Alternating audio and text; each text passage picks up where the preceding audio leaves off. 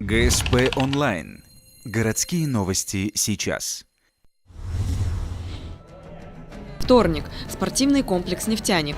Ухтинские боксеры недавно вернулись с республиканского юношеского первенства, которое проходило в Унте с 23 по 26 января. В турнире приняли участие 86 спортсменов.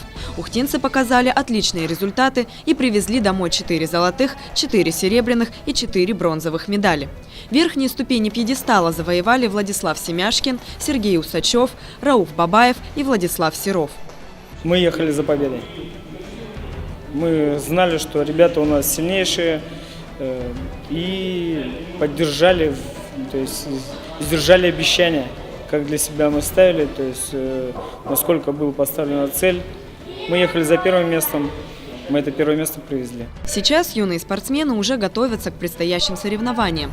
С 6 по 8 февраля в Сосногорске пройдет первенство республики среди ребят 2000 и 2001 годов рождения. В его рамках также состоится турнир Кубок Тимана среди ребят помладше. А в середине февраля ухтинские боксеры отправятся в Сыктывкар.